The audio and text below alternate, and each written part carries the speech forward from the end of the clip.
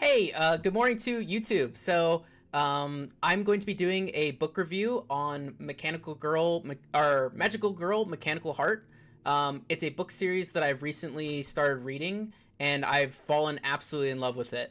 And you're like, Sam, why are you doing a book review? You've never done a book review. Why like start doing a book review right now? The reason I'm doing a book review is I was trying to find even a single book review on YouTube about this book. I love this series. It's super, super great. And usually when I love a series, I want to hear other people's opinions and sort of like have for it a discourse about like, hey, these are my favorite characters. These are my favorite themes in the book, right? But there is not a single YouTube video that I was able to find that covers this amazing, amazing series, which is just a huge, huge, huge disservice to it. So much so that I'm making this video to fix this wrong, because this series is amazing. It deserves someone talking about it. It deserves a discussion, and I really think that it has not necessarily revolutionized the magical girl genre, but has solidified the tropes that make magical girl genre so good. It's currently still ongoing. The author, Natalie Meyer, goes by Thundermoo and is posting I think it's weekly to every other week chapter updates. Her chapters are super, super long. Currently, I have read up to chapter 68, which is the latest one, which gets me through books 1, book 2, and a little bit of book 3, right? So that's my perspective. I have read the entirety of the series. It is an amazing series, and I would love to talk to you about it. All right, let's keep going. All right, so Magical Girl, Mechanical Heart. You're like, Sam, I don't like reading. And you're like, well, you're listening to a book review. But good news for you, I don't like reading either. The first book I did not read. I listened to the audiobook. So I purchased the audiobook, I think either on Audible or Royal Guard. I can't remember exactly where I purchased it. But I purchased it. It was really, really good. And I have to say, I will, even though I've purchased and read the books, I want the next audiobook to come out, because the voice actor is Marissa Parnas. She is so good. Her voices are so good. One of the characters in the series has split personality disorder, where they have two people inside of their minds, and the author does a great job of changing her voice as it's like the one character and then the other like parts of her mind, right? So when she's having this internal dialogue between herself, the voice actor really captures that. Her evil Melpomene is so good. This character right here is generally the main antagonist. She may not necessarily be evil, but she's definitely one of the main antagonists of the series, and her just like over the top Disney villain-esque voice for her is so good. It is sexy, it is seductive, it is evil, it is her voice acting is awesome. So if you don't want to read the series, definitely check it out, the audio version, and just listen to it while you go to work. But highly recommend it.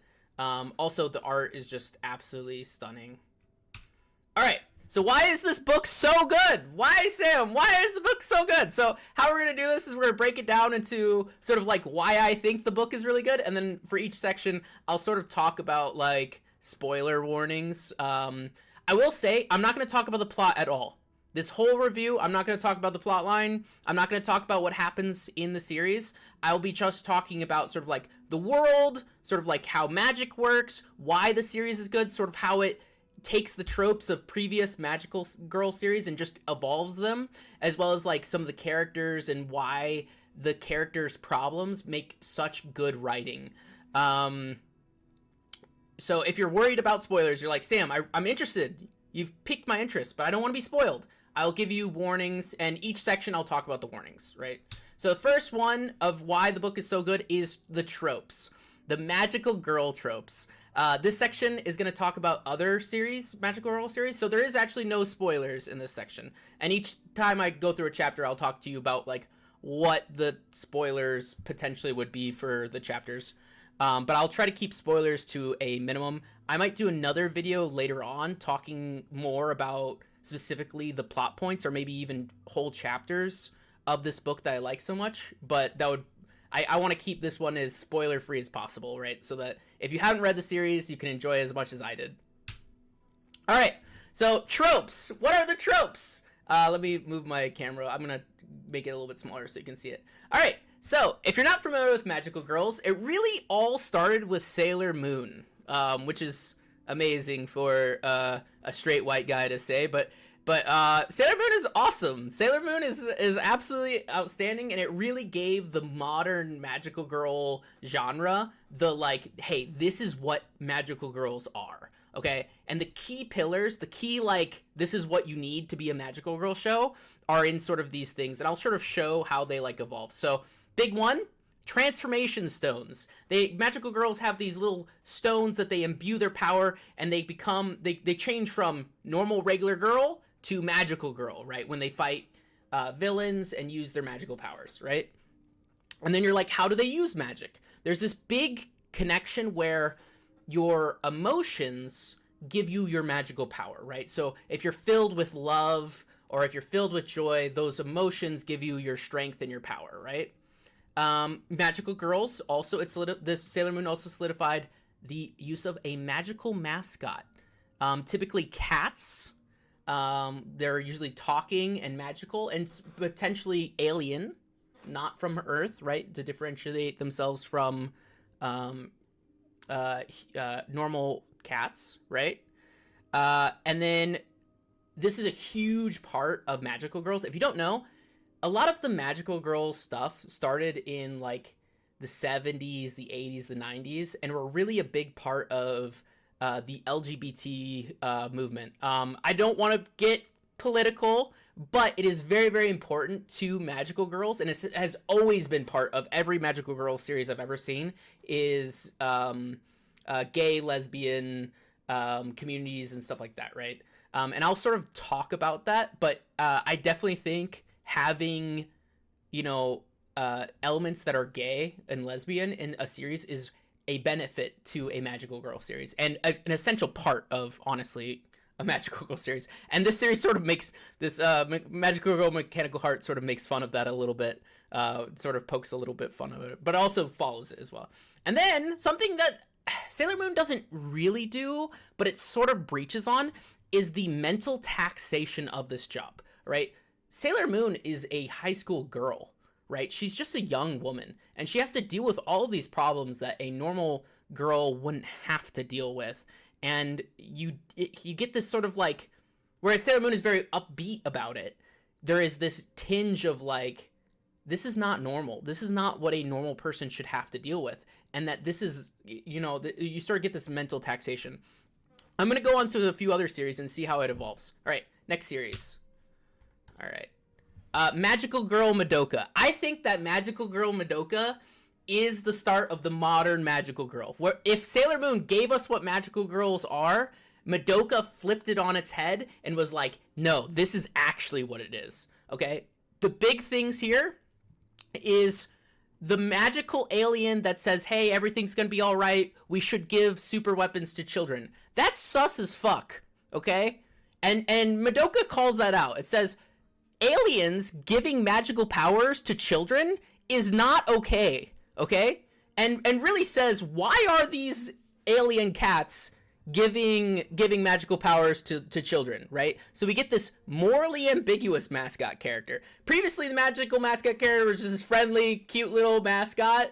He's still a cute little mascot, but Kyubey might be evil. He might be evil, right?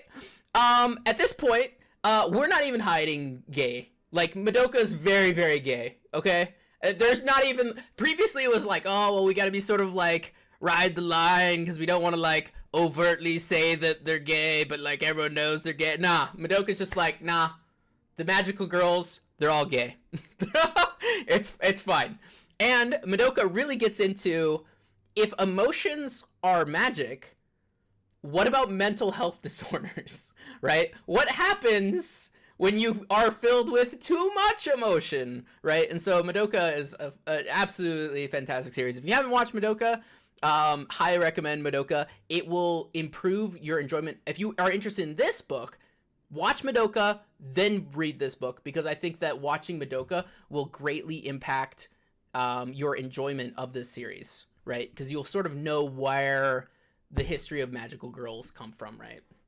All right, next series, and one of my favorites, is Gushing Over Magical Girls. Gushing Over Magical Girls, very more modern even.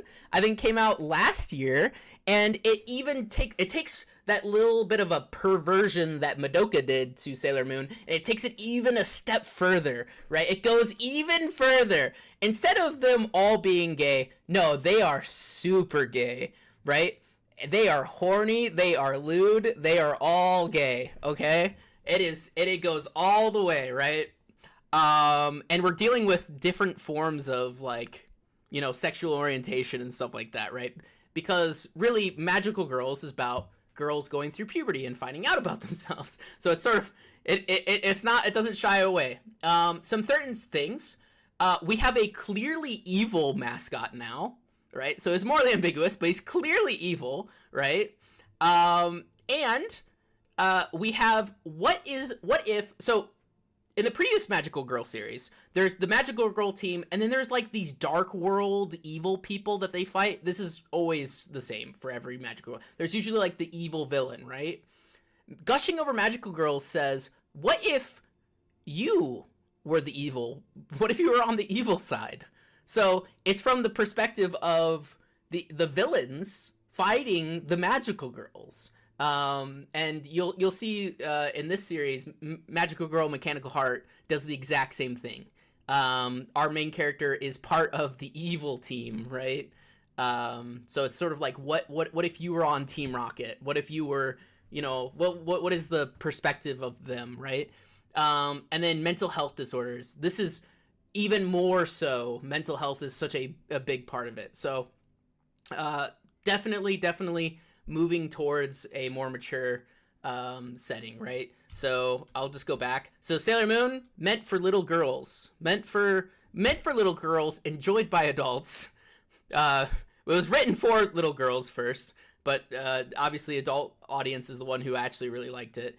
And then Madoka is like more mature, getting more mature, written for an adult audience. And then Gushing is explicitly written for an adult audience, right? Very, like, it is, they know exactly who their audience is now, right?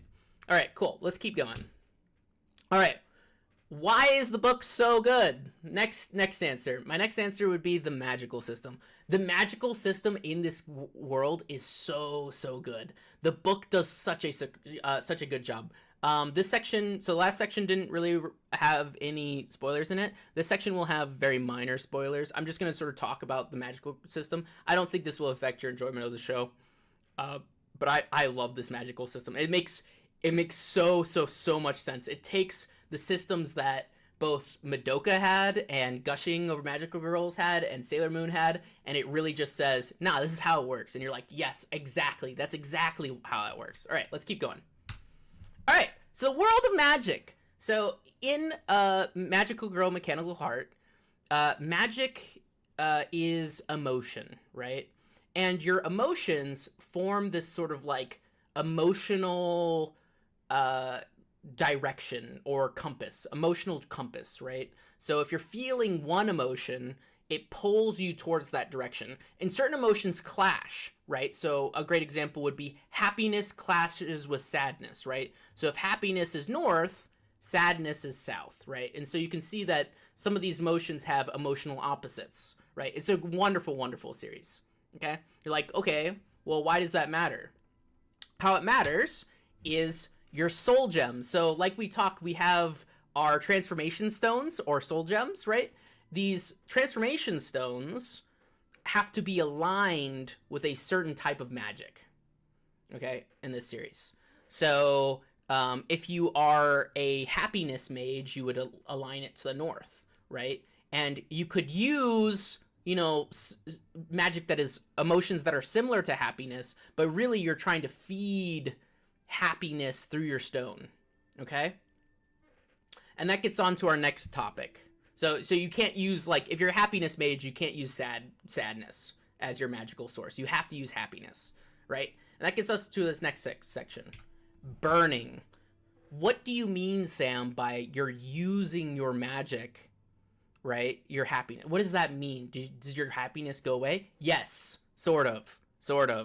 So in this series, you burn your emotions, right? So if you're feeling happiness, your body is generating the feeling of happiness, right? But right before you mentally feel it, you can change it into magic, right? And if you change it into magic, right, you get the magical power of it, but you never feel that happiness. Even though your body knows that it should be happy, you never feel the feeling of happiness. And they really go into a big deal about how doing too much of this is a bad idea. For example, if you're a happy mage and you never feel your happiness, you will become dead inside. So you'll lose your magical power. The more magic you use, the less happy you are feeling, the less ability for your body to produce happiness, and eventually you run out. And that's a great way to explain, like from a video game perspective, mana, right? Like you run out of mana, right? Instead of running out of mana, you run out of that emotion, because if you are not feeling some of it, it's harder to continue to feel that. A great example would be like anger. If I'm mad at you and I feel the anger, it's easy for me to continue to feel the anger, right? But if I am burning my anger away, I can't continue to feel it. I slowly become dead inside, and eventually I stop becoming angry, right? And at that point, the magical girl can't use her magic anymore. If she's an anger mage, she can't use it anymore because she's burning it. There's also a really interesting concept about burning magic for no reason. The only reason you're doing it is to just not feel it. So there's a concept called blue burning in the book, and I really like this concept, where a character who is very, very sad tends to be a blue mage, right? Because that's sadness. But instead of using their magical power, they just burn it away because they just don't want to feel sad. And you get really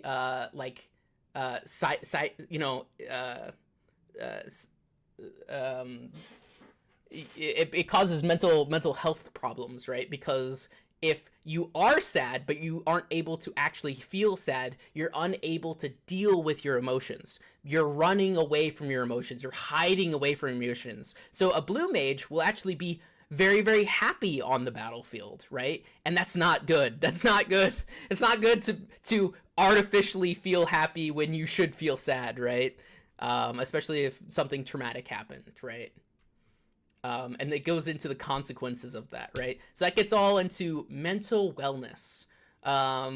There's a lot of the book that deals with mental health problems, because the fact of removing your emotions is mentally bad for you, right? These magical girls having to use their emotions to get their magical powers is not healthy at all. It's not a healthy way of dealing with your emotions, right? So they have to practice mental wellness in order to both generate emotions so they don't become dead inside, because if you're dead inside, you don't generate emotions, right? But also don't generate too much emotions so you go psychotic, right?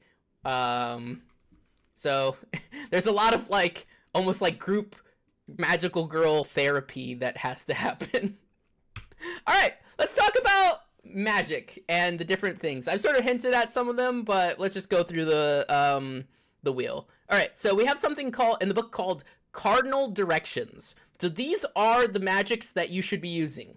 These are the mainline magics, and they're very simple. They're easy to understand, and they have pretty like known results. And 99% of magical girls are going to be cardinal mages. The cardinal directions: north, west, east, south, right? And the most common magical girl is going to be anger. Anger is the most basic bitch magical girl, and you can see why. So in battle, if you are, I skipped. All right, sorry. In battle, it's very easy to generate anger, right? So you're losing your anger as you fight, but as you fight, you're getting more and more angry, right? So anger is a great direction and a great magical power to be using when you're in battle, right? And so anger tends to be a very common choice for the magical girls to use to align themselves to. And these girls tend to not run out of mana, which is good for them, keeps them alive, right? Next one in battle, also a great choice, but opposite of anger, is fear. Fear is the opposite of anger. It conflicts, but fear is also a great choice for a magical girl, because while you're in battle, if you start to lose, you will become fearful. And as you become fearful, you become stronger, and maybe you don't lose anymore. So it has a sort of a negative feedback loop, or like a balancing feedback loop. If you're too weak, you become afraid, which makes you stronger, so you can rise to the challenge. So fear magic is also a very common and a very good magic to use in battle. Next, the only positive emotion, and the best emotion, basically the only one that doesn't cause you to be mentally insane, is joy. Joy mages are probably the only ones that don't suffer extreme mental health issues by the act of them becoming magical girls. Both anger and fear cause just horrendous mental health issues for their users. But joy doesn't have that issue. The one thing that joy does do is you're like, okay, I'm casting with joy and love. Surely this is fine. No, you are losing your joy and love. A joy mage is constantly feeling sadness during a fight, okay? They are burning away their happiness and joy. And joy is sort of a trap as well, because what if the battle goes badly? If the battle starts to go badly and you lose a teammate, are you going to feel happy? Are you going to be able to express emotions of joy if the girl next to you gets eaten by monsters? It's a hard one. And while joy doesn't have the mental health issues that anger and fear does, man, it can have some battle issues, right? You have to be extremely filled with joy and love to become a joy mage. Joy is not as common as the other ones, for obvious reasons, right? And then finally, we have sadness. Sadness is probably the most dangerous of the cardinal directions. Very common still, because, and we'll talk about it a little bit later, but sadness can lead towards despair and depression and hopelessness. So the sad mages, was it? I have the in the picture. I'm really stupid. I have Sayaka, right? But sadness is a great one to cast with. Right. Same thing sort of with fear mages. If the battle starts going bad, it's a lot easier to keep up your magic because you're gonna start feeling sad. So once again, a great one for battle. Not good for your mental health, as you are bottling up your emotions and not feeling your sadness, right? It's important to feel sad in order to release the vent, allow the sadness to leave, right? Right, and once again, when we talk about burning, the blue mages, the sadness mages, are prone to what they call blue burning, which is burn all the sadness away, feel mania, feel happy at all costs, to great detriment to their mental health. All right, now we're going to talk, those are the cardinal directions, the most powerful directions. Now we're going to talk about the uncommon magical girls, the non-cardinal directions. So non-cardinal mages. Warning, warning, warning! Do not use non-cardinal directions of magic. Like, seriously, why do the magical cats allow girls to use non-cardinal magics? All right, non-cardinal magics are very, very rare, and they are mentally not good for you. Really, really bad for you. If you thought using anger, fear, and sadness were bad, oh boy, are we gonna get to some serious stuff here. And one of them is way worse than the others.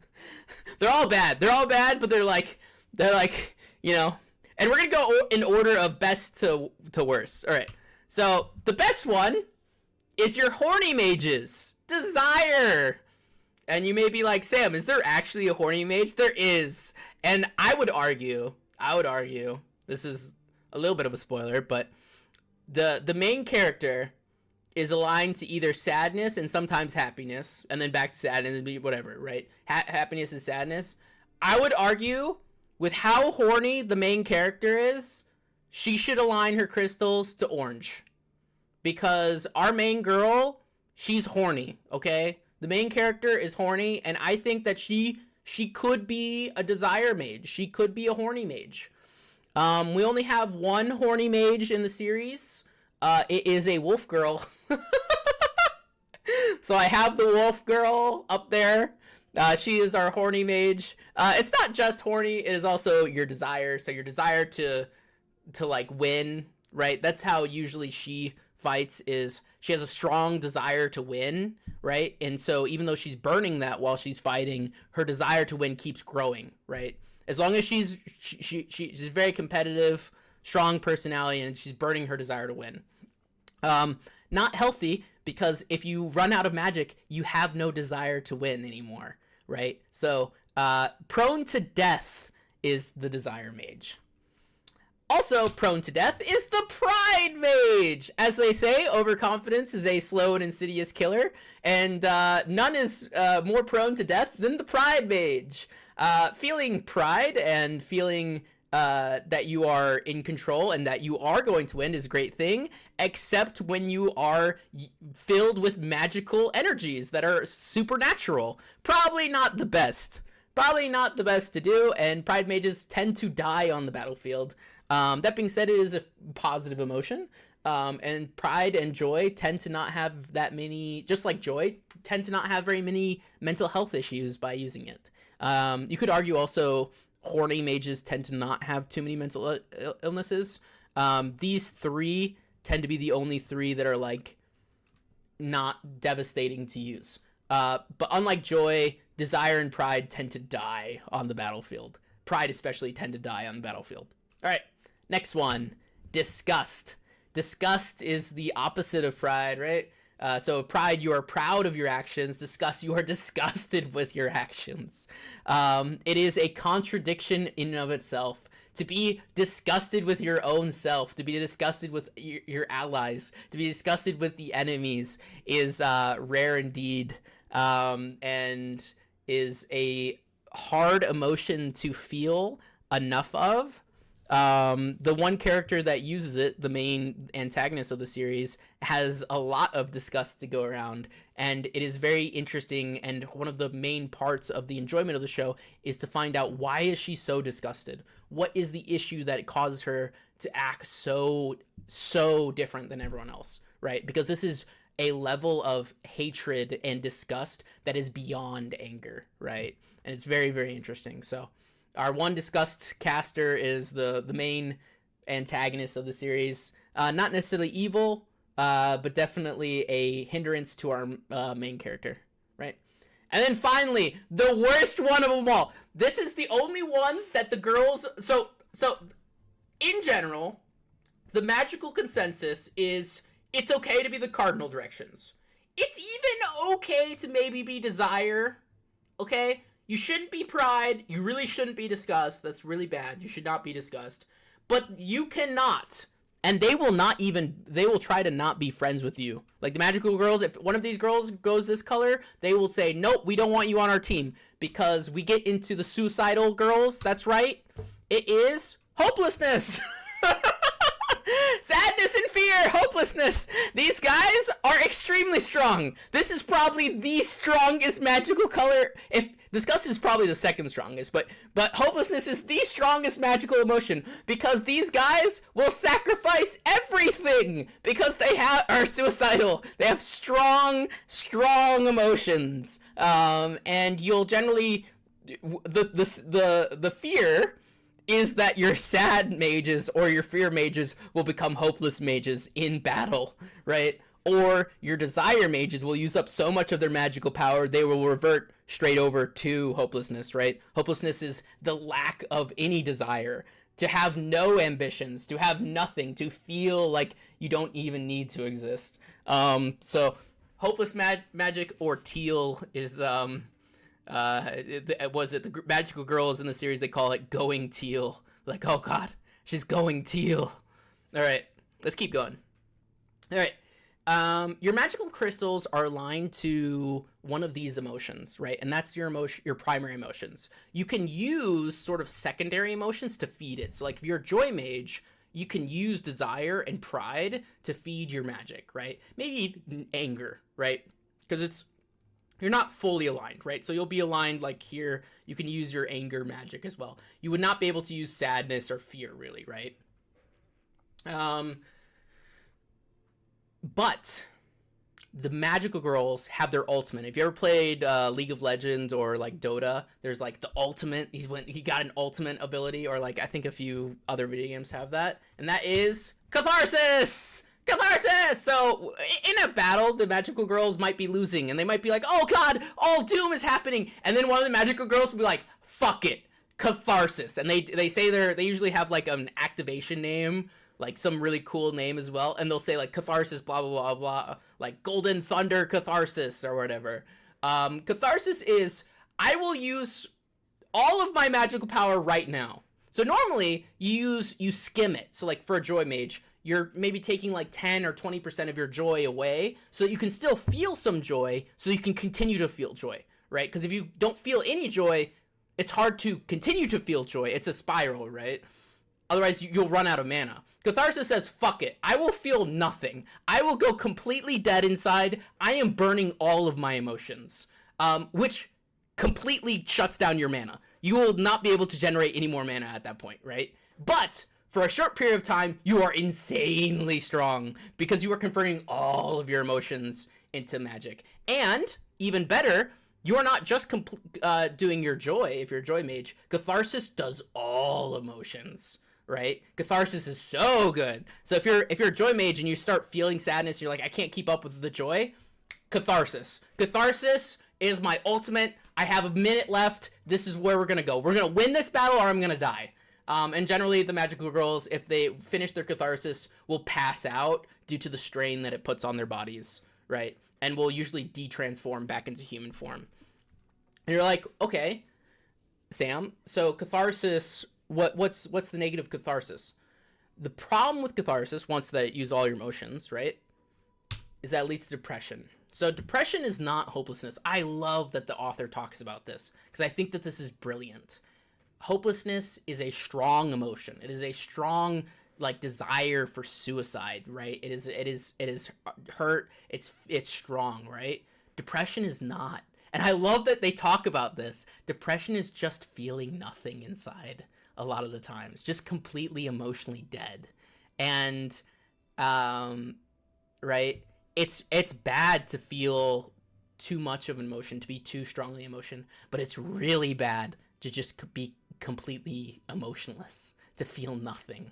And that is truly depressing, is to feel nothing, right? You may not commit suicide, you may not be an emotional wreck, but you are dead on the inside and you have no magical power, which is just an amazing, like the way that the author does that, and like it is brilliant, absolutely brilliant. I love it. You know these things, and this is why the author is so good, is that there's these things and concepts that you just absolutely understand, but once you like they put it to words, it's like, yes, exactly, that is exactly how this works, right? And I don't really understand that until the author talked about it, where it was like, depression is not feeling anything, and I'm like, absolutely, that is 100%. All right, let's keep going.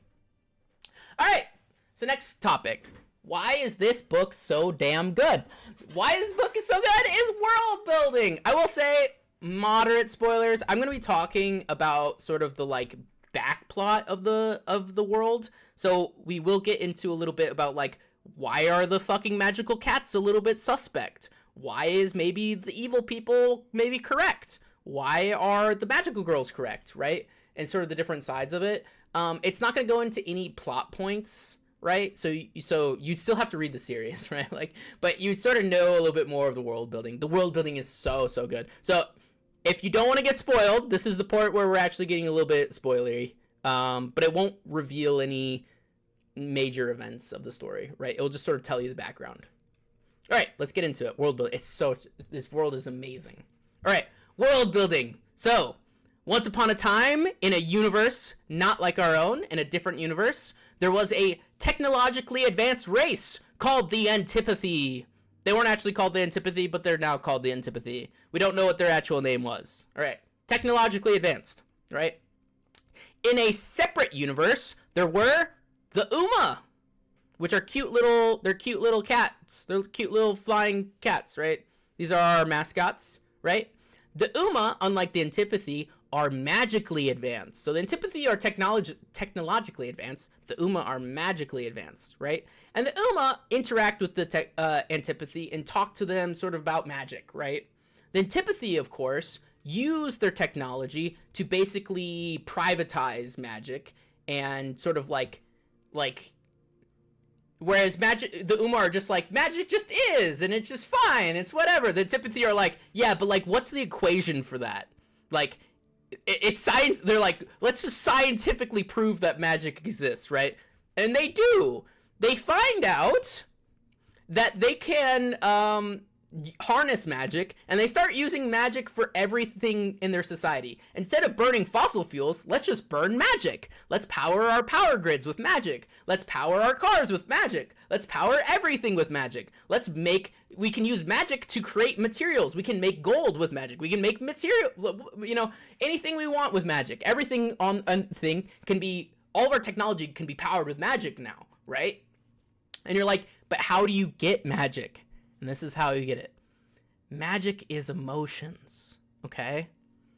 And so the Antipathy are burning their emotions. They're becoming emotionally dead inside in order to fuel their capitalistic government.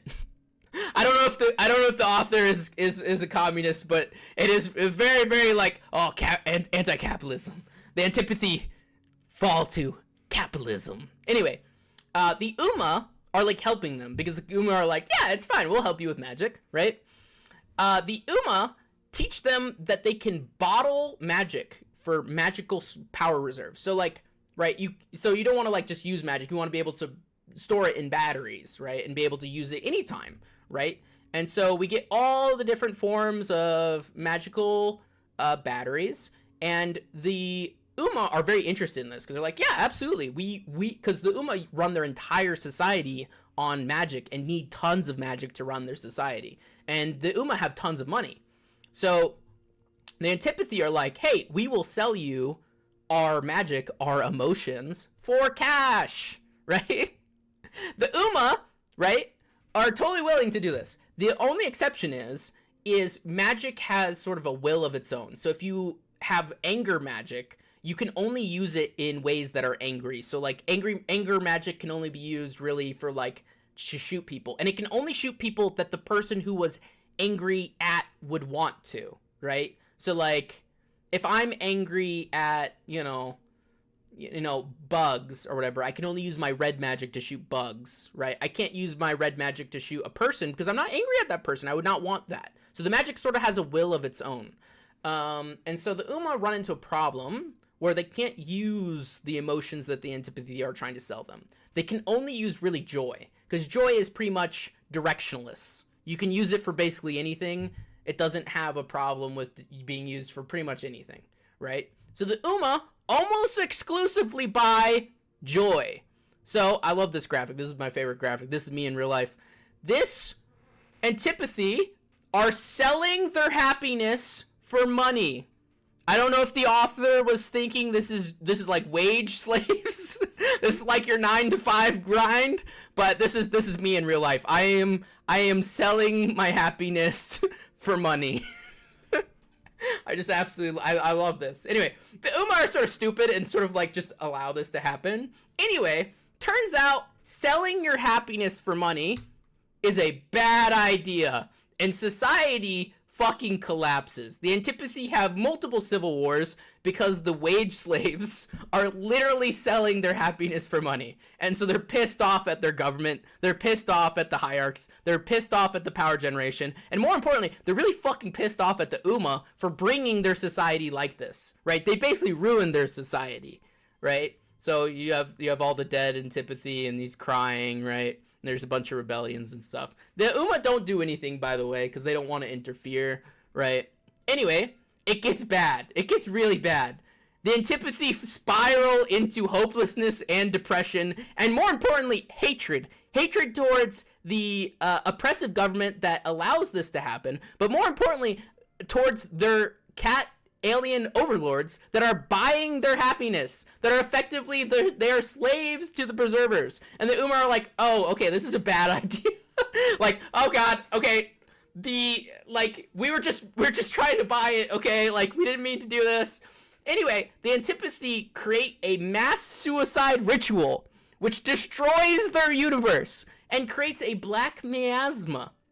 This black miasma will kill any Uma. So the Uma would visit their universe all the time, and we're sort of manipulating the politics from behind, because the Uma just want magic, right? They want the magical energy, right? So the antipathy banish them from this entire universe and destroy their universe into dark fragments.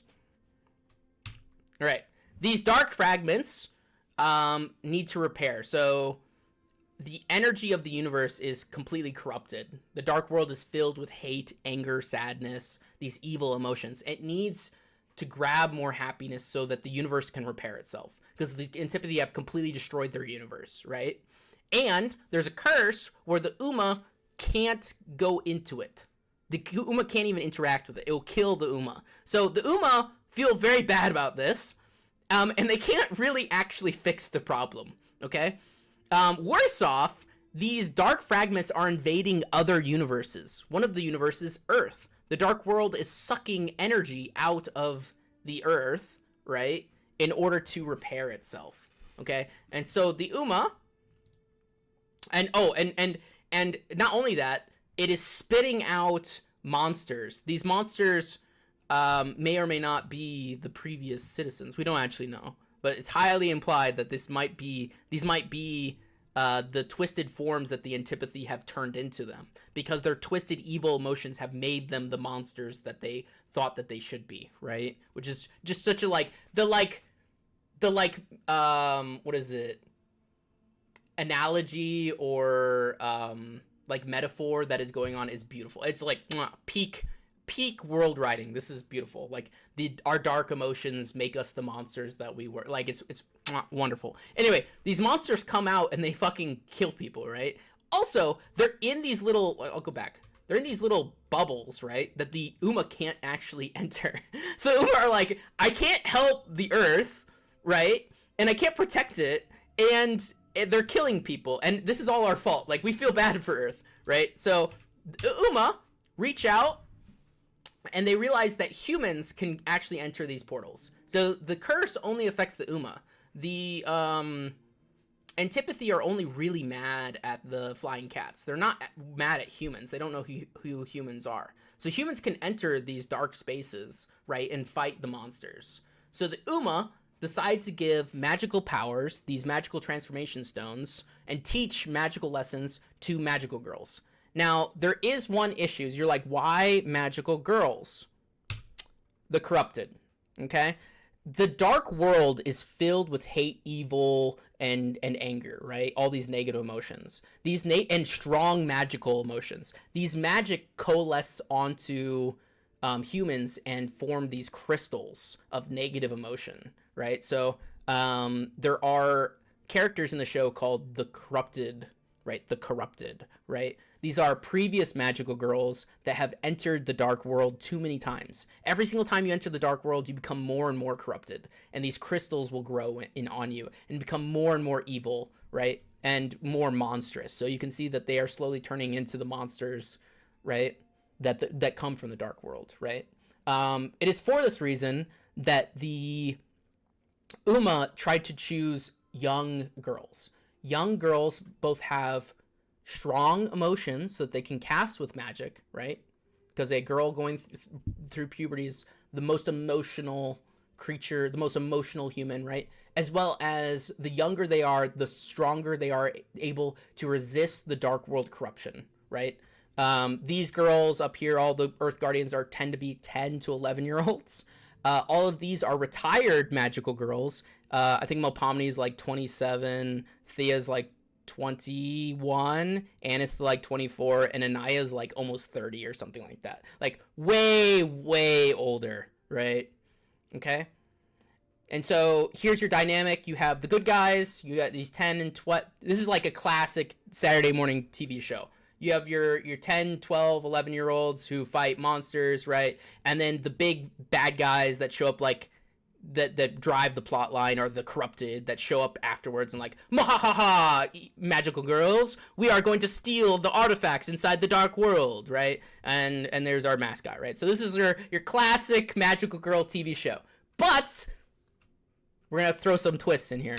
We're going to throw this test, and that is a lesbian robot slave, which is our an antipathy artifact. So the antipathy are a super technologically advanced race, and the corrupted enter the dark portals, which are the remnants of the antipathy world, right? And they acquire a magical robot, right? And guess who? I'm gonna move my camera over here so you can see it. Guess who our main character is? That's right! Our main character is the lesbian robot slave! Let's go! Yay! We know our main character! And that is why the series... This is a title drop. That's why the series is called Magical Girl Mechanical Heart! Let's go! So it's this fun dynamic where we have multiple issues with our main character, and it's her ability to try to deal with the fact that she's a slave, literally a slave, to the evil people, the people who are trying to destroy the world and steal magical artifacts, right? But what if that's not true? And this is the great part of the story. What if that's not true? What if the corrupted are actually secret, rebellious freedom fighters? Okay? What if they're not the evil people? Maybe they found out that the Uma really are responsible for everything, right? Because the Uma still need magical power, and they are not very straightforward with what they're doing with these magical portals, right?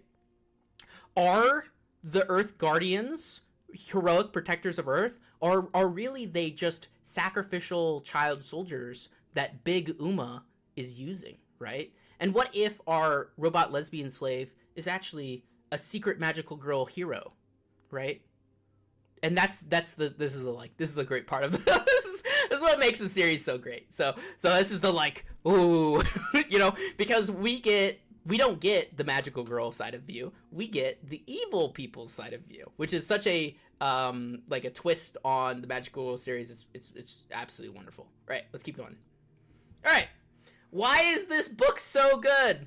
The sexuality. And you're like, the sexuality, Sam? Yeah, actually, this makes it so good. Once again, sexuality has always been part of magical girl shows, right? Both Sailor Moon had strong lesbian tropes. Many of the girls were lesbians or applied to be lesbians. Sailor Moon wasn't, but some of the girls were. Madoka, I think they're all lesbians in Madoka, but still sort of not as much. And then Gushing, they're very overtly sexual towards each other, right? The book sort of makes fun of this too, where they're like, why are all the magical girls gay? And one of my favorite lines in the series is they're talking to the cat, and they're like, hey, Uma, why are all the magical girls gay? And the little cat gets like flustered and is like, I mean, we don't select for it. Honestly, we're just as confused as you are why many of our girls are gay. Like, so that the alien cats are like, honestly, I have no idea. like why are they? We'll talk about it though. We'll talk, and the book sort of goes over like sort of why the girls are gay. It's not just because haha that's funny they're gay. It does go into the mental like reasons why a magical girl would be gay, right? Also, it's just the trope that is like every magical girl series. All right, let's go. All right, this is our love web. I don't know. I think I'm just going to turn off my video camera so you can actually view it. All right, sweet. So you won't be able to see me, but I want to talk about this because just how complex the relationship dynamic, like the fights are great. The fights are great in this series, but this holy fucking shit drama fest is amazing. This is so damn good. I fucking love this shit so much. And as you can see, but I will point. Oh, sorry. Let's go back. As you can see, let's just count how many people are gay. We got Nanaya is gay. We got Melpomene is gay. We got Thea is gay. Luna is gay. Castilia is gay. Thalia is gay. Aneth is gay. Okay. Chloe, bisexual, sort of counts. And then Minerva's oddly enough not gay. Minerva is asexual. Bean is a little different. So Bean is is a non-binary person. I don't know Bean's. I don't think they reveal what Bean's original gender was, but it doesn't matter. And then I don't know even what Bean's sexual orientation is, but Bean is attracted to Jim. Okay, Jim is our. I thought that we weren't even gonna have it, but we did it. We did it. We have our single token white guy. Jim not only is the only male in the cast. These are everyone else is female slash non-binary, right? Jim is our only male. He's also the only person who's straight. Jim is straight, okay? Other things with this relationship chart that is interesting. Thalia is dead, right? They have this love triangle here, right? Non-sexual. Oddly enough, the only sexual relationship is Nanaya and Melpomene, which is interesting. Another one that I thought was very interesting was views as daughter. I didn't think that this was going to show up so much, but it shows up 3 separate times. Melpomene is, and none of these are actual relationship. They're not actually their parents. But Melpomene raised Thea. Jim raised Minerva. And Nanaya basically is, not raised Aneth, but basically is Aneth's, like, mentor slash takes care of her. You could also say Castilia takes care of Minerva as well. Minerva's a fucking wreck, which is great. I love it. Speaking of quotes, because I did a quote with Uma, one of the quotes that I find is great is Chloe here. Am I the only one who likes men anymore? Which is great. Also interesting because Chloe is not straight. Chloe is bisexual. This just fills me with joy. I love the love web. I love it so much. I love these characters. They're all beautiful, beautiful gay snowflakes, except for Jim. Jim is not gay, but he's still beautiful. Yeah, I love them. Also, interesting, Luna is potentially trans, but I don't know. Potentially. All right, cool. Let's keep going. All right. Let's keep going. All right, next step. Why is this book so good? Mental illness. All right, spoiler warning. So we're going to go through each of the characters and different mental illnesses. Also content warning. I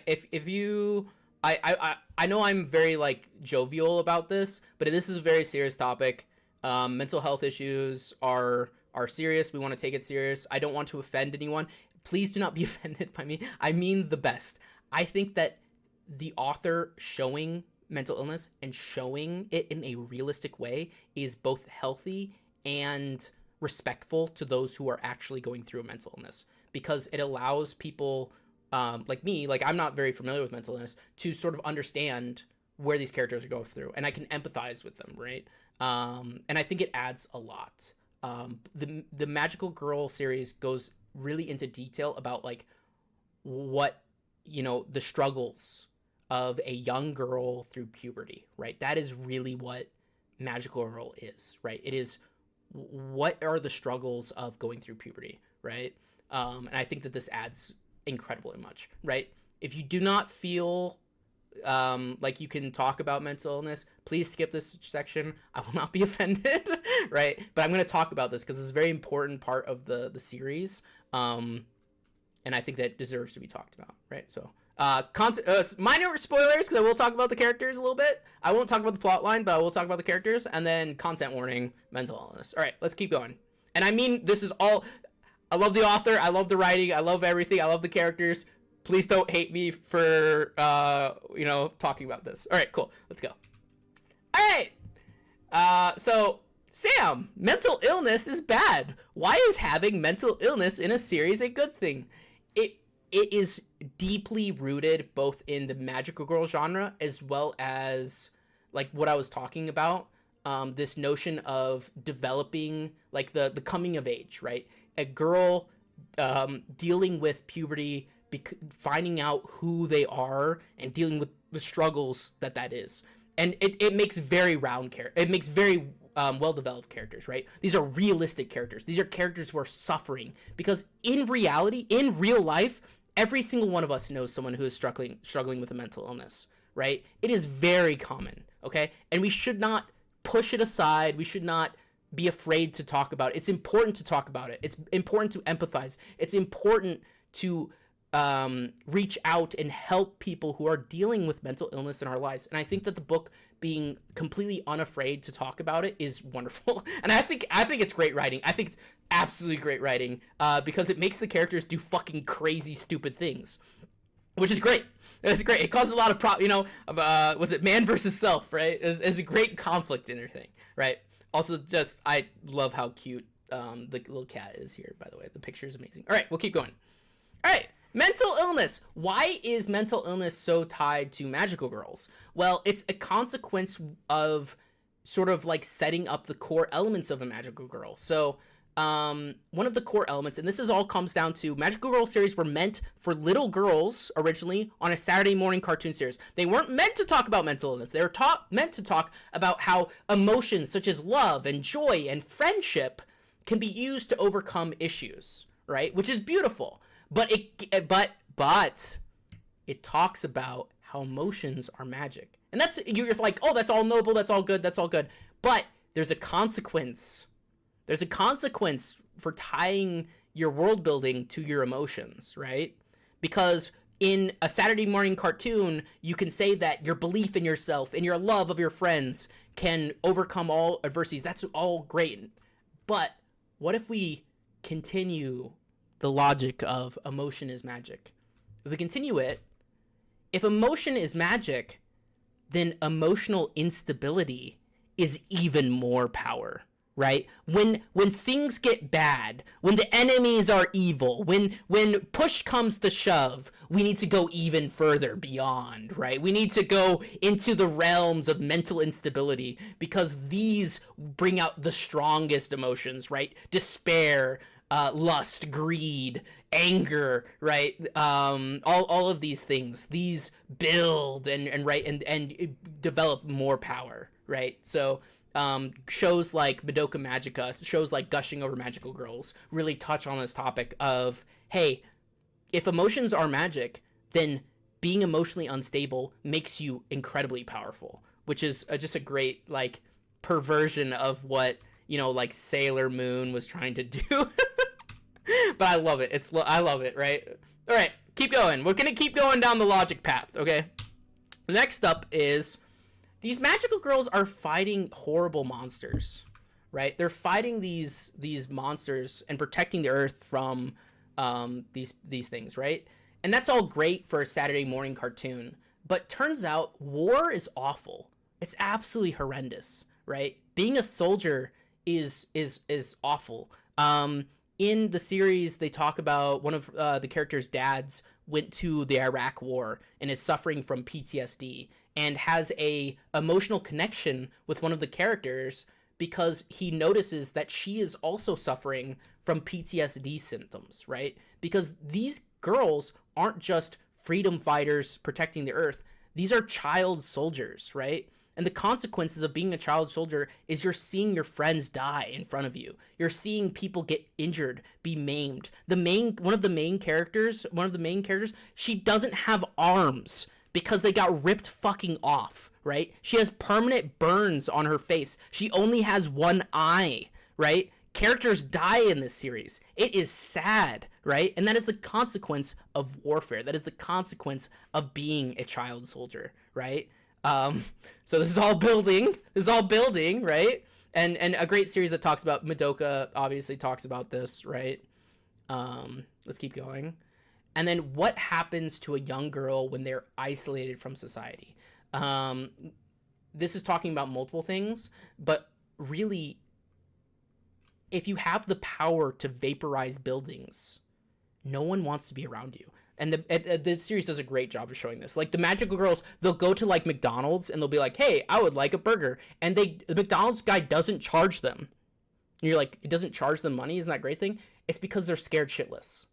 The McDonald's worker says, get the fuck out of my business. You're a magical girl, right? I don't want to talk to you, right? Take the money, take the register, just leave me alone, right? Because human beings are scared shitless of the magical girls. They have insane powers, right? They could kill someone, right? These girls can punch through walls, right? They're monsters in human form, right? And society treats them as such, right? And that's incredibly isolating, right? And then this goes into, why are all the magical girls gay? A big point, and this is, I love that the author brings this up. This is like sort of like I think they wanted them all to be gay, but like they're like, hey, how can we justify it? And it makes perfect logical sense. It's the same reason why celebrities only date other celebrities. You can't relate to normal people. These magical girls, they don't have anything in common with normal people, right? The only people that they can talk to, the only people who want to talk to them, right? Normal people would be scared shitless and they ostracize them. You can't date men, right? Because the fucking men are terrified of you and they don't want to talk to, like, a 12-year-old boy is gonna be like, fuck no, I'm not talking to a fucking magical girl, right? And so the only people that the magical girls talk to, their only friends, the only people they hang out with are other magical girls. The reason why they're all fucking gay is because that's the only people that they can be. It's either gay or fucking celibacy, basically, right? Because no one's gonna talk to a fucking magical girl, right? So you're like, why are they all gay? Well, they're all gay because this, right? It's a power dynamic, right? The other thing is, what are all these talking about? These being isolated, being ostracized by society. What group of people also feel this way? Because this is all a metaphor. And this is what magical girl series have always been doing. So this is a metaphor for girls going through puberty and being abnormal. Okay, or not traditionally normal, right? They are either gay, non-binary, trans, or whatever. There's some kind of thing that society says is not normal, right? And having to deal with being isolated because you may not be a magical girl, right? Because this is for the audience. This is for the audience, right? You may not be a magical girl, but you might have something that society doesn't like, that makes you unapproachable, that makes you like they ostracize you, right? And so you empathize with these characters. These characters are you. You are this character. You are the magical girl. You are someone who is oppressed, right? And it's just beautiful. It's just beautiful in the way. So it really is sort of a metaphor. And this is all magical series. This is not just this series, but it's a metaphor for the LGBT community. It's a metaphor for other people who are struggling with issues, right? Health issues, any kind of way that you have been ostracized. Even bullying sort of really talks about this, like but it's a metaphor for people who society has ostracized and who feel isolated by society and had to deal with that growing up, and the issues and the mental health issues that fucking deal with that, right? And so this is why mental health is so great, because these characters are flawed human beings. They're flawed human beings, and they're relatable. You feel for them. You are like, my girl, I just want to give them hugs and be like, it will be okay. It will be okay. All right, let's keep going. All right, so why is this book so good? We're going to keep talking about mental illness, but it's the characters. The characters are why the book is so good, right? I will talk about, this is content warning. Once again, we're going into the mental health issues of people, right? So if you're having issues with mental health, please do not. You don't need to listen to this, but I think it's important to talk about. So we're going to go through all the different characters and their mental health issues, which is such a fucking happy thing. But this is, once again, I will say, the series is fucking amazing. It may not be the happiest of series. There's plenty of happy moments, though. I don't want to scare you to think that this series is all depression, but it gets a little dark sometimes. All right, let's keep going. All right, our main character. I'm just going to go sort of through them. I will say, I probably got some of these wrong. I am not a psychiatrist. I don't know mental health issues. These are just the ones that I sort of am thinking after reading the series. There's probably more. There's probably less. Some of these may, like, it doesn't fit. Once again, also, these are names to describe someone's mental, like, being.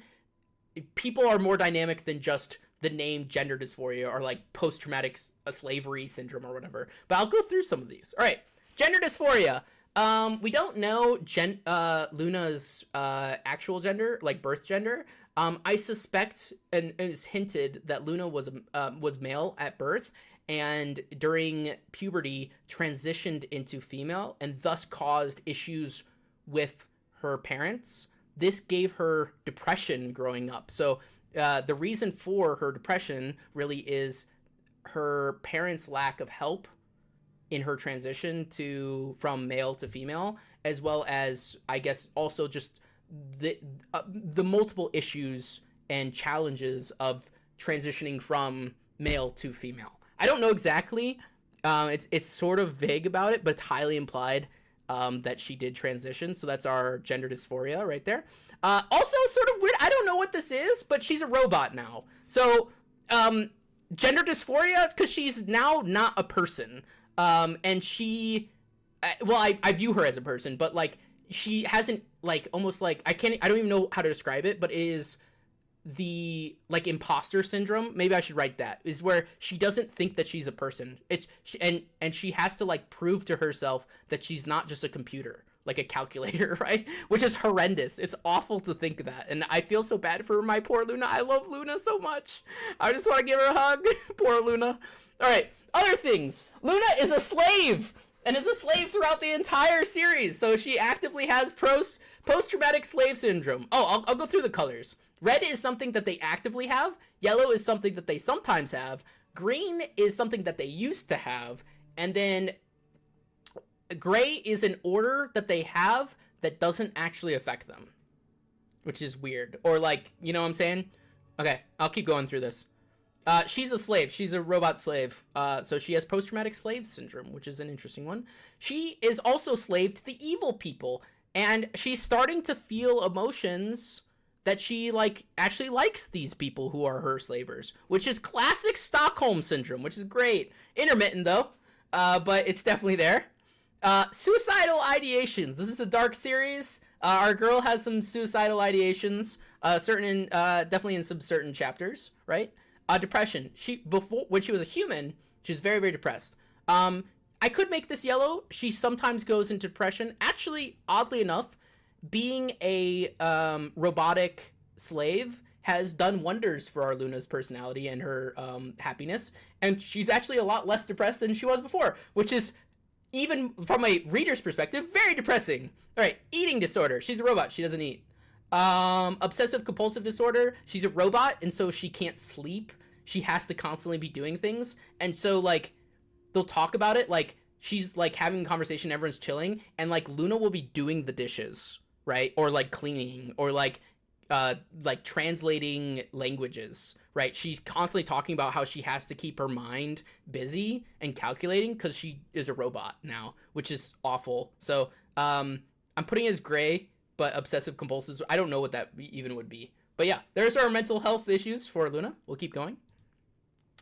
Thea. I love Thea. Poor Thea. So Thea has social anxiety disorder. She can't talk to people. She's super afraid. Obviously, Thea is our fear mage.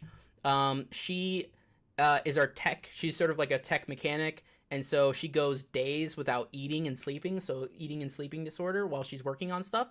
The reason why she's working on stuff is if she doesn't work on stuff, she does self-harm, which is super sad and awful. Anyway, also, Thea became an evil member at the age of 12, so there's definitely grooming. And if we go back to our love chart, Thea is in love with Melpomene, who took her as part of the rebellion. So there's definitely grooming. She gets sort of away from that later on in the series, but there's definitely that, which is awful. All right, this is such a happy topic. We're just gonna keep going though. All right, Melpomene. This is so Melpomene has megalomania, so dreams of power, right? She's the de facto leader of the Dark Rebellion, right? Eating disorder. She's a workaholic and refuses to eat. All of the magical girls, all of the corrupted, can sustain themselves on mana alone. They don't need to eat. So they all start developing these like crazy eating disorders, which is not good for their mental health. Self-harm. which is great. And then sociopathic tendencies, right? She is the slaver to our girl Luna, and definitely has moods, right? Also, she's our only disgust mage, so that should tell you a lot about her personality. She's not necessarily evil, but she is definitely one of the main antagonists of the series. All right, Aneth. I love Aneth. Poor Aneth. So Aneth is classic manic depressive bipolar. And that's basically all she has. She also, like every magical girl, has the corrupted magic girls have eating disorder. I love Aneth. She's a great personality. She is both a yellow and blue mage, which makes perfect sense for manic depressive. If you've ever dealt with someone who's manic depressive, they are extremely happy and super friendly, and then they're super fucking depressed, and it's very hard to deal with. All right, next person. Nanaya. Nanaya doesn't actually have that many mental health issues. She's definitely apathetic. Nanaya is the most willing to kill anyone. Like, I wouldn't say that she, like, Melpomene is definitely more, like, tend to be evil, but I think that Melpomene feels the weight of it. Melpomene doesn't want to kill people. Nanaya is perfectly fine with killing people. She doesn't, like, have a desire to kill people, but if people die, she doesn't give a fuck. Which makes probably Nanaya one of the evilest characters in the show, but also, like, it's not on purpose, it's just apathetic, right? So she has some sociopathic tendencies, but really, Nanaya's fairly mentally stable, other than just doesn't care about people, doesn't care about others, right? Interesting.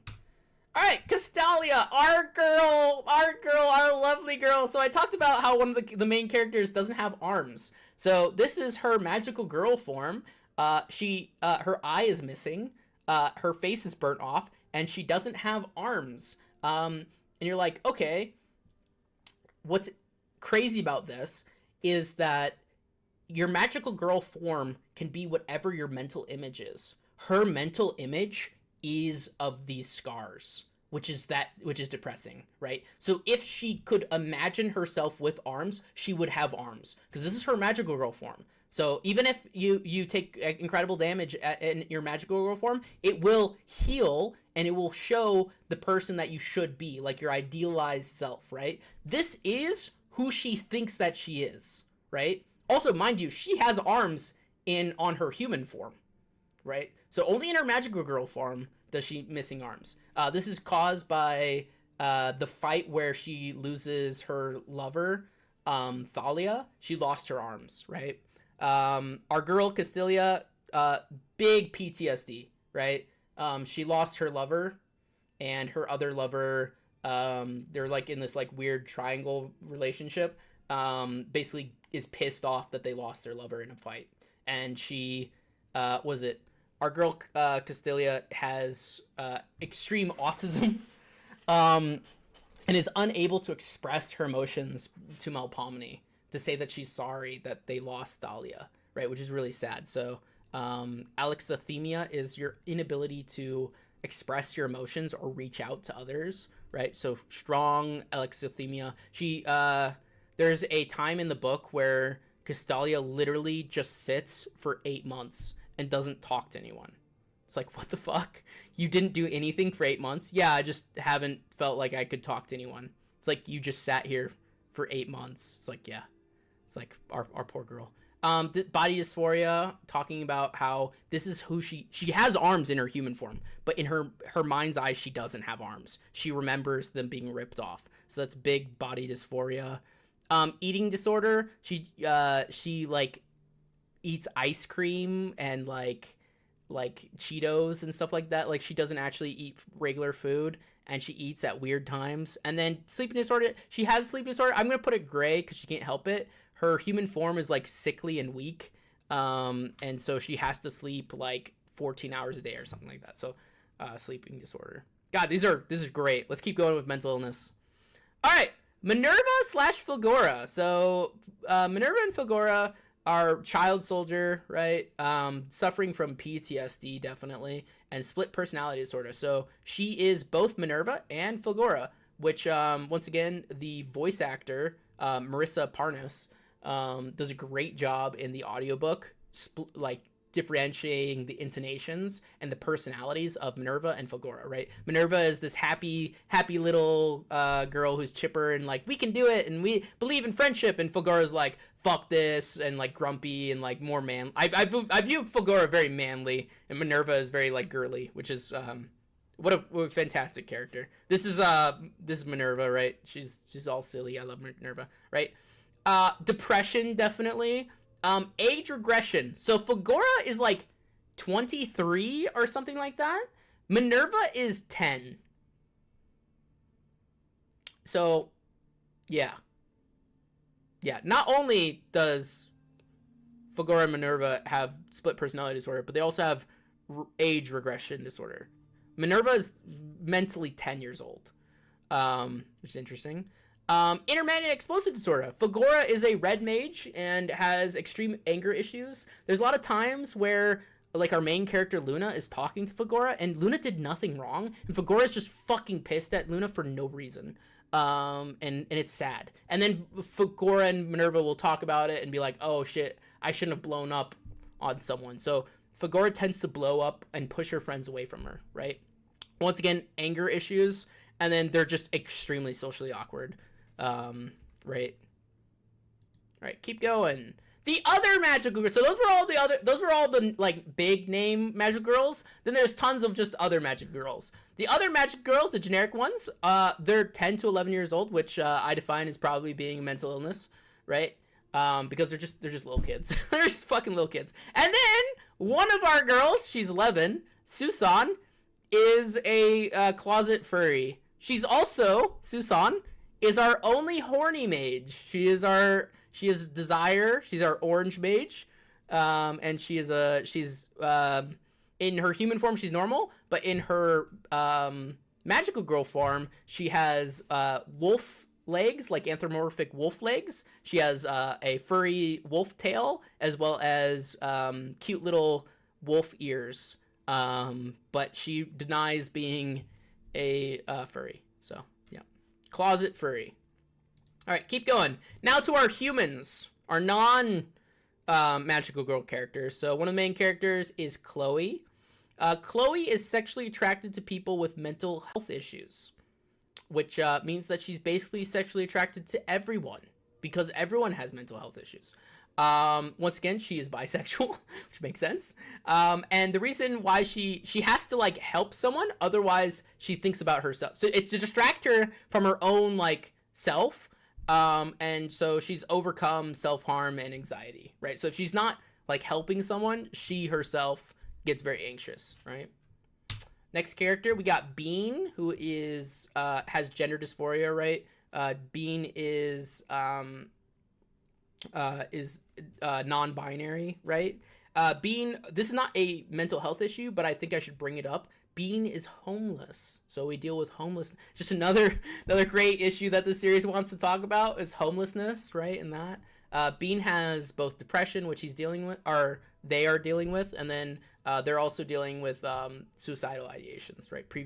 Our main character Luna has talked Bean out of suicide multiple times, and so one of the conflicts is with Luna, all the stuff happening to our main character. Can Luna still be there as an emotional support for Bean, because Bean still needs those emotional support, right? But if Luna's busy, Luna cannot provide that to Bean, right? And then Jim is our only male in the cast. I think in the entire show. I'm trying to think of another guy in the entire show. And Jim is the only straight person. Once again, Jim has no mental health issues.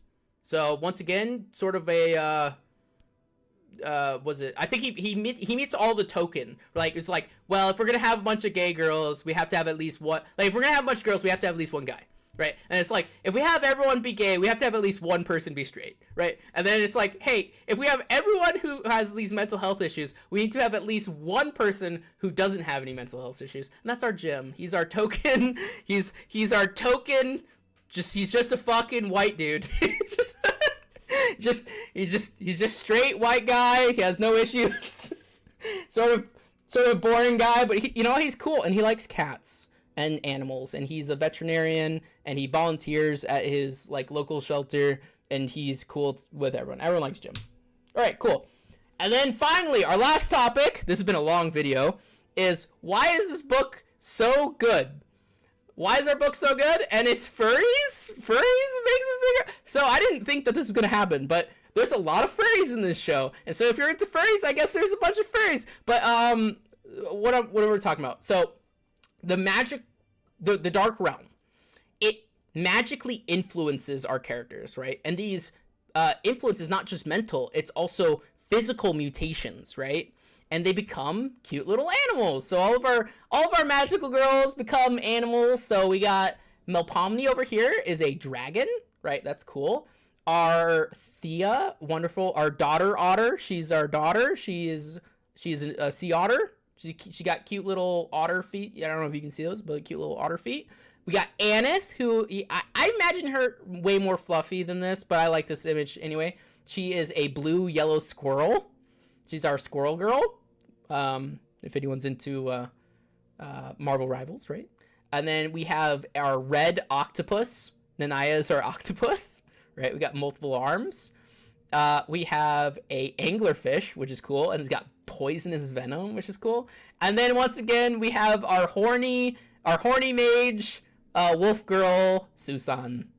So lots and lots of furries, and potentially for more. So the more our main characters stay in the dark world, the more furries we get. So, you know, you can sort of see that as like the series progresses, like even the little 10-year-olds are starting to get crystals forming on their skin, which is which is very concerning as they're all slowly becoming corrupted by the dark world. All right, cool. All right, it's been a long video. I appreciate you watching. Thank you for making it to the end. It got a little dark there. I will say the series breaches on some heavy topics. But thank you for watching the review. I really appreciate it. Hey, so thanks for watching the review. Leave a comment and a like. I really appreciate it. Talk to me about it. If you like this series, let me know. If you think I fucked something up, please let me know. I did this all in the deep respect. I love the series.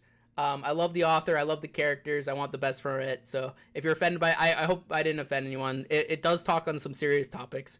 And more importantly, please support the author. So I bought the audiobook. I bought the books, book 1 and 2. And then I'm supporting the author on Patreon to read the latest chapters. Once again, this is only to chapter 86.